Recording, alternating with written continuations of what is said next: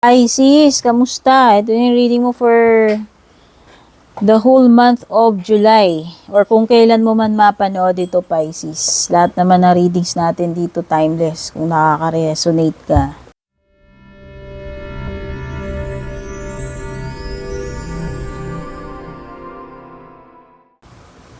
Thank you so much, Pisces. Kung napadpad ka rito para manood ng readings ko, matagal ka man dito or bago, sa patuloy na pag-aabang, pagsubaybay ng mga readings, palaging pag-share, yan, paglilive ng mga comments dyan. Sobrang na-appreciate ko po yan. Yung mga gusto pong mag-avail ng private reading ko, nasa description naman po palagi yung link papunta sa official page ko. Kayo po mismo yung magsadya doon, mag-PM sa akin. May mga nagpapanggap po na page ko or nagpapanggap na ako. Kaya make sure na pina-follow nyo yung verified yung page ko yun. May blue check na po yung purple tint, tas may blue check. Yun yung palatandaan ng uri or legit na page ko. Nag-iisa lang yun. Okay? Yung mga gusto pong magpaabot ng suporta ninyo, pwede nyo po yung gawin sa pamamagitan ng pagpapadala ng stars or super thanks, pag-join ng membership or pag-avail ng subscription natin. Yan. Yung mga ipinapadala nyo ganyan, magagamit ko po yan pambili ng mga cards ko. Yan. Mga ginagamit ko po dito sa pag-create ng readings or video natin.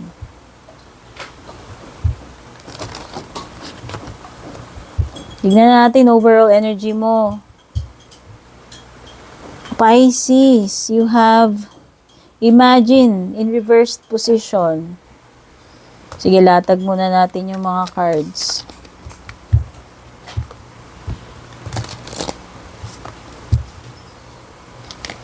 Okay. Meron kang ominousness, sneak peek. Oh, I don't like this card. Sorry naman. Kaya lang lumitaw eh.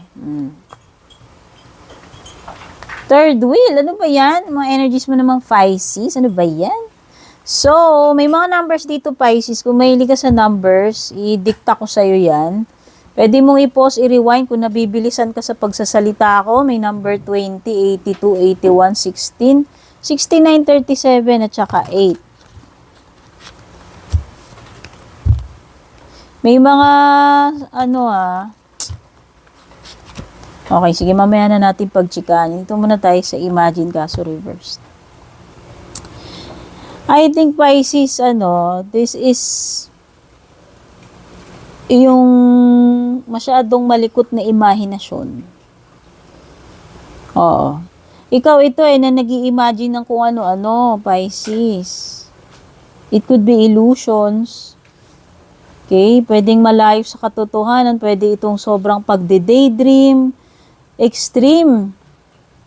Meron ka bang something or someone na pinagkaka-obsesan na, alam mo yon, sobrang iniisip mo lagi itong bagay na to, situation na to, or tao na to the point na alam mo yon, yung imahinasyon mo, masyadong, sabi ko nga, masyadong malikot, kung ano-anong tumatakbo sa isip mo. Okay. Nakikita ko dito to the point na hindi na siya good. Excessive na pag-i-imagine ito. Pwedeng ito ay sobrang pag-i-imagine, pagpapantasya, pero wala na, hindi na siya pasok dun sa realidad. Alam mo yun? Malayo na dun sa realidad. Oo. Kumbaga sabi nila, hindi na nakaapak yung paa sa lupa. Ito yung pwede ito yung mga unrealistic expectations mo, excessive na, pag-fantasize, pag-i-imagine, pero, hindi naman ba realistic yung mga iniisip mo dyan? So, yun lang yun. Parang nabubuhay ka sa fantasy world, sa imagination. Ayan, pwedeng imagination mo lang yan, overthinking, guni-guni, di ba? Ayan, pwedeng mga ganung bagay din. Okay? So, meron something na mga weird dito. May ominousness, okay. Okay, may mga signs. Mag-pay attention ka sa mga senyales dito. May sinasabi dito sa ominous card mo eh. Ominousness. Basta maging ano ka, maging conscious ka, aware ka dun sa mga signs na maaaring ma-encounter mo this month. Kung ano man yan, mga yan. May mga palatandaan for sure. And kayo naman is intuitive naman kay Pisces, di ba? Malakas naman yung pakiramdam ninyo, alam ko.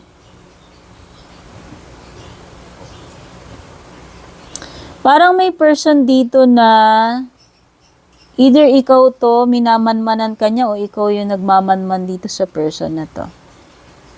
Sinusundan ka niya eh. Ayan o, ini-stalk ka, Pisces. Hindi ko alam kung anong specific na agenda nitong person na to. Pwedeng nakikurious ka lang or nakikurious siya sa'yo. Okay.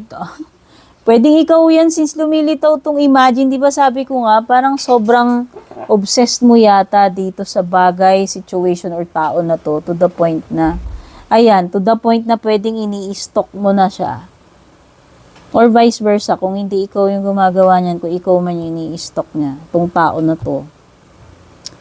Sobrang curious mo sa kanya or sobrang curious niya sa'yo, kaya niya nagkagawa yan, Pisces. Okay, stalker alert. Mag-ingat ka, possible na may ganito, accidents. Danger. Ayan o, may mga pahiwatig na rito eh. May nabasag na, ano ba yan? Picture frame na may, ewan ko, may glass na na-shattered. Basta mag-ingat, ito ay mga senyales na merong pwedeng danger na paparating. Ayan o, may caution, warning. It could be injury. Ayan. Either from a broken glass or bicycle or vehicle. Naku, mag-ingat. Ayaw ko sabihin yung mga ganyan. Kasi baka sinasabi ninyo, ano ba yan? Nakakatakot naman. Pero kung ayaw nyo kasing kung hindi kayo open sa mga messages ng cards, huwag na lang po kayo manood. Kasi hindi naman po palaging maganda yung lumalabas. At ako, feeling ko lang, obligado ako na i-report sa inyo kung ano man yung mga nakikita ko sa cards. Yun lang yun. Ganun lang yun. Kaya ako siya babanggitin. Hindi para takutin kayo or kung ano-ano, no, ganito, ganyan. Pero at least sinasabi ko kanina nakikita ko, yun lang naman yun. Okay?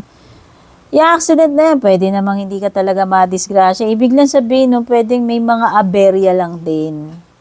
Okay? Hindi naman yung, porke nakita mo, uy, accident, uy, naano ka kagad, na ganito ka, na, ayoko nang banggitin. Basta pwedeng ano lang yan eh. Sa pinagwa-warn ka sa anything na pwedeng mangyari. Okay?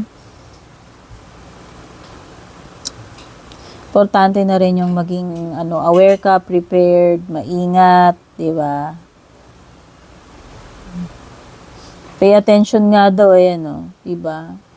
So, maging observant ka para maiwasan mo siguro 'yon. Ito, yung accidents or danger na sinasabi diyan. So, nakikita ko this month magkakaroon ka ng time na makapagbakasyon, makapag-relax man lang, Pisces. Oo. At least magkakaroon ka ng time para sa sarili mo na magawa yung mga gusto mong gawin. Ma-enjoy mo naman yung sarili mo, di ba? Ayan, no, meron ditong pagre-relax.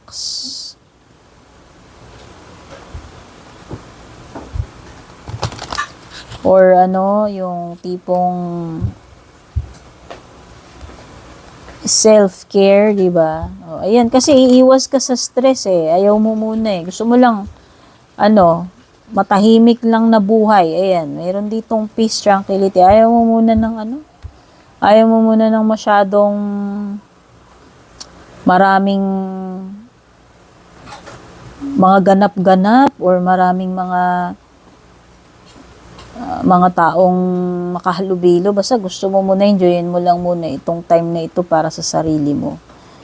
Yun lang yung nafe-feel ko dyan. So, ayan, meron ka ring third wheel dito. Naku naman.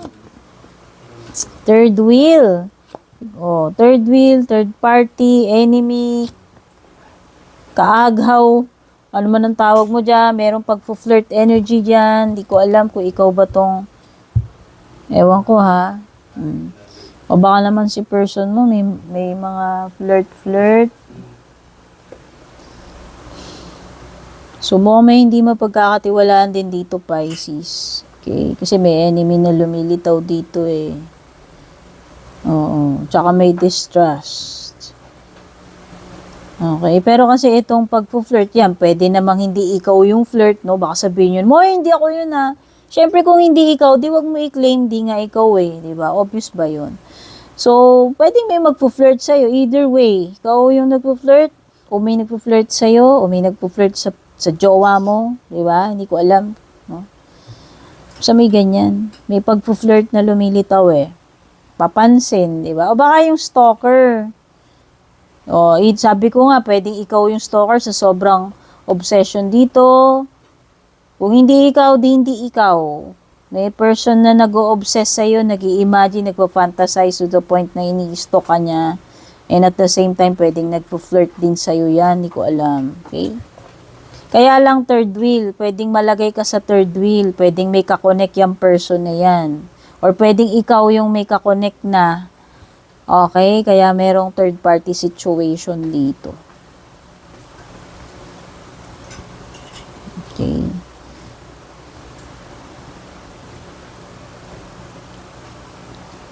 So, nakikita ko dito, pwedeng may mga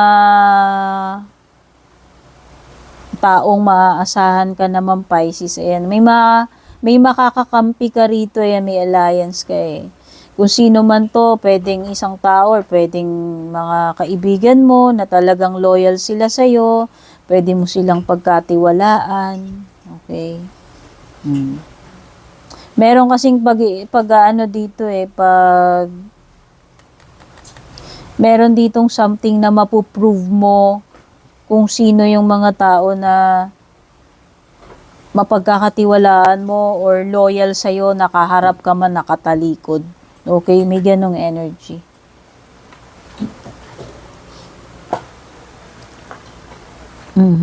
Nako.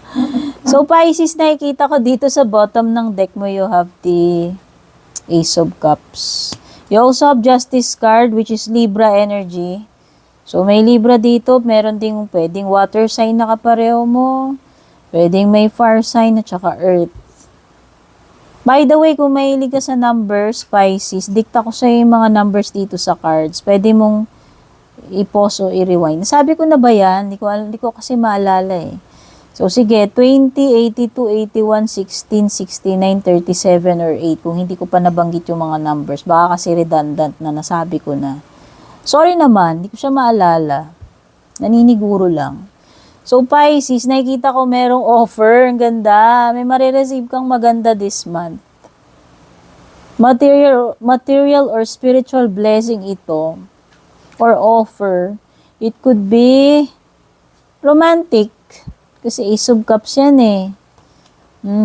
May mag-o-offer sa iyo ng commitment, love, no? Or loyalty. Kasi meron ditong something na loyal eh.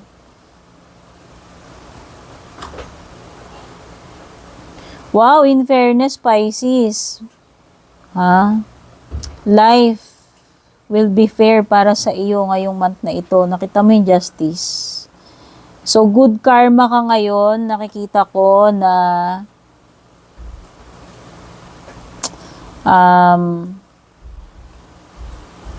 the odds are in your favor this month, Pisces. Yun lang makikita ko. Or if ever na meron talagang mga legal na decision dito, sa tingin ko, mukhang magiging fair and just naman yung pinaka-outcome or decision. Kung ano to, maaari kang manalo sa kaso or alam mo yon, patas ang decision. Or yun nga, sabi ko nga, pwedeng pabor sa'yo eh. Oh, kasi yun yung deserve mo, yun naman yung nakukuha natin sa justice. Kung ano yung itinanim natin, yun yung aanihin natin sa justice. Wala naman kasing kinikilingan to si justice eh. Okay?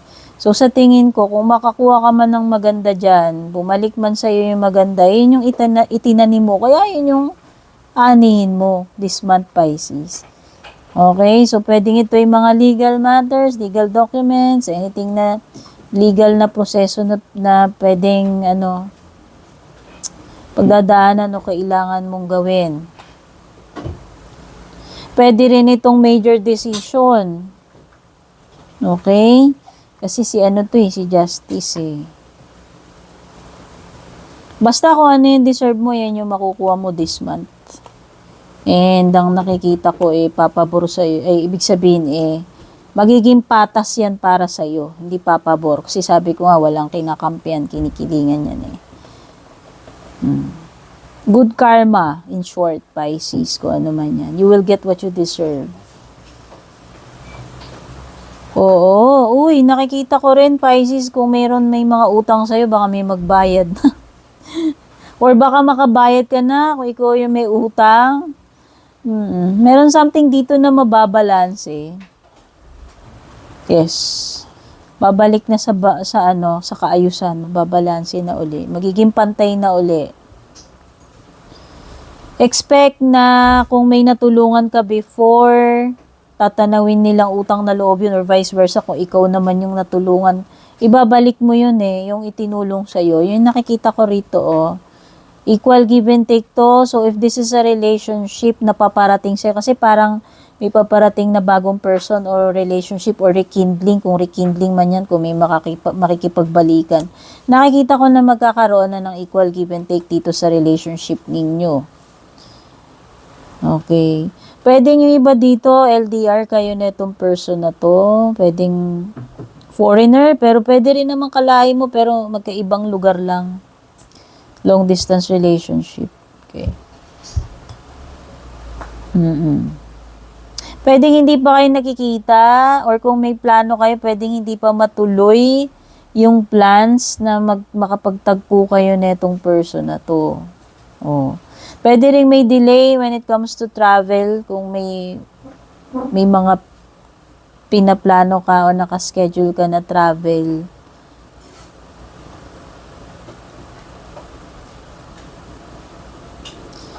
Okay, Pisces, I don't think na mag-work lahat yung mga pinaplano mo.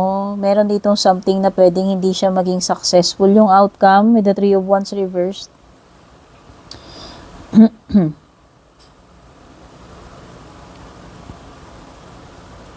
May magbabalik talaga, Pisces. Ayan. May magbabalik sa buhay mo. Tao man ito o kaperahan, kasi ito ay period ng financial recovery kung nagkaroon ng financial crisis So, ano man yung nawalang pera sa'yo, babalik na yon. Ito. Diba sabi ko nga, kung may magbabayad sa'yo, ito na rin yun. Pero kung may jowa ka man, o kung sino man tong person, pwede rin babalik kasi ito ay energy din ng pagbabalik. Dati nang umalis yan, or dati ka nang iniwan yan, or ginost ka. Basta, kung sino man yan sa inyo, bahala na kayo kung kaninong energy. Basta may nasisense akong pagbabalik dito. Okay, tignan na natin ano yung pinaka-closing message for you and the affirmation.